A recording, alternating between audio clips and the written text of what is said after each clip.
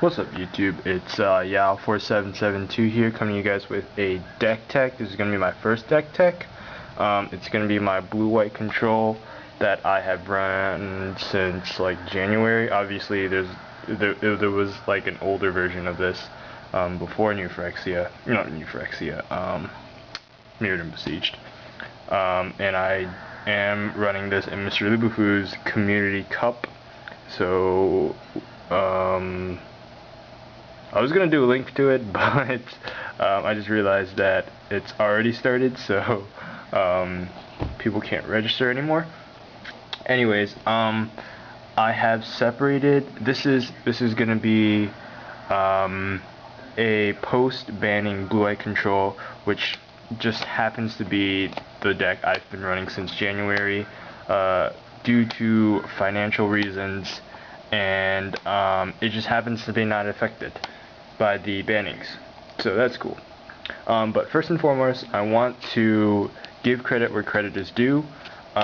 This is actually a deck taken from 2010 states. Last year, it was in October. I started playing when Scars came out, but I didn't start playing competitively until January or so. So Mr. Tom Dixon is the guy who came up with this fabulous deck. It's very solid. When I first place tested it, I was amazed at how much synergy this deck actually has. And so kudos to Mr. Tom Dixon. I don't know if you're watching this. If you are, super awesome. I'm one of the representatives for your deck.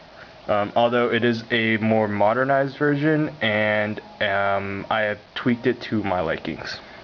So let's start off. Blue-eye control, Planeswalker control. Well, it's not really Planeswalker control.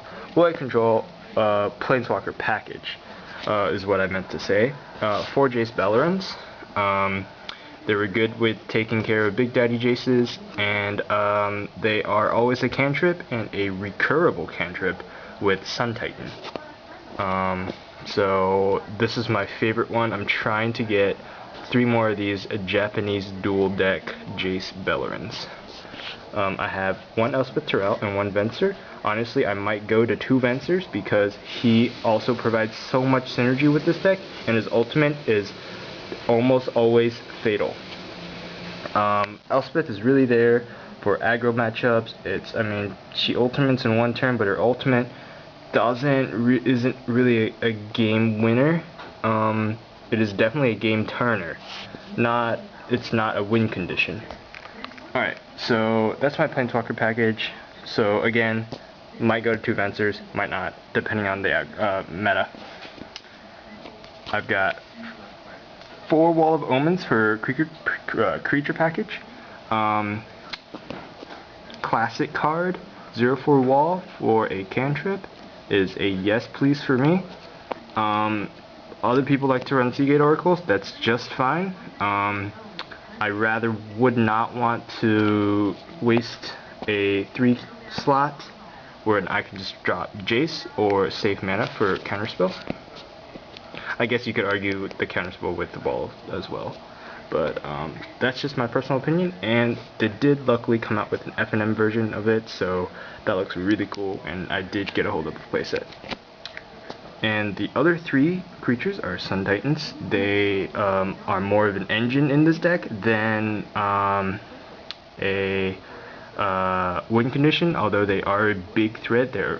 It's a really big threat that can be taken care of easily with all targeted removal in the meta, in standard right now.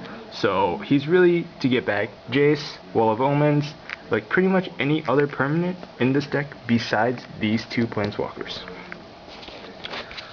So he's cool, and I got the pre-release ones, which make him just look badass. So complete badassery there. I've got 4 Spreading Seas. I don't run Preordains. I did run Preordains just as a test. Did not work out well. These being a permanent, I can draw more cards.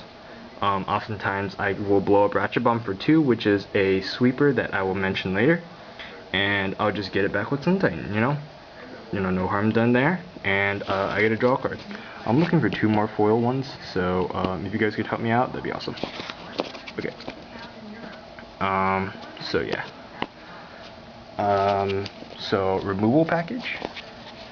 I run 3 condemns. Luckily they're all foil. I just traded for my 3rd foil one last Friday. And one's a dissension one, but whatever, that one's a dissension. Whatever. It's the same art.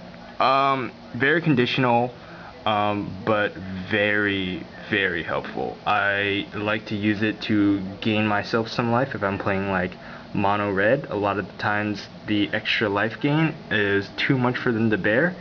I know I've done in a few situations that would have cost me the match, but I condemned my own Sun Titan or my own Celestial Colonnade, and my opponent just could not deal enough damage to kill me. If I hadn't, I would have died. So, super cool. This is the main reason why I don't run Dismember. And plus, I don't have any means of life gain, whereas Cawblade had Batterskull. So pretty much their Dismember, well, I have one right here, their Dismember use was pretty much negated by the life gain of their Batterskull. And in this case, I only have Elspeth to gain me life. 3-day judgments, pretty typical for traditional blue-white decks. Board clear, resets the board. It can give you an edge or just slow the opponent down, you know. Stall them to cantrip into something better. So, pretty self-explanatory there. Ratchet Bombs, repeatable sweeper. I love to use it against Batterskull when it was just the germ. Sun Titan, Batterskull, just keep blowing it up for 0, killing the germ, and they can keep using its living weapon all day. I'll just keep killing it. Also, it's good on 2 to kill a lot of things like Hawks and Mystics, but now I don't really have to worry about that. I guess Cobras now. I'm still not really sure about that. Spellskites are going to be big. They're going to take care of Spellskites. I can keep it at 3 for Exarchs, and yep. And the bread, really not the bread and butter, but pretty essential in any blue-white deck is the counter magic package. I run 9 counter magic spells. So 3 mana leaks, typical. I used to run 4 in place of an Elspeth, but I bumped it down to 3 because she helps a lot, and I found 4 to be really redundant. I'm not missing the 4th one because late game mana leak is very, very a lot of a dead. It's really a dead card late game, which this deck pretty much stalls out to. It's how it wins. I run 3 negates, looking for 2 more foils. Oh, I'm looking for 3 foil mana leaks and 3 Ratchet Bombs. But 2 more foil negates. I just got this one last Friday. I like it more than Spell Pierce because oftentimes I will have 2 mana, and my opponent cannot counter my counter unless using a card of his or just letting his Planeswalker or whatever I'm targeting get countered. So, for Spell Pierce you can just pay 2 mana, you know.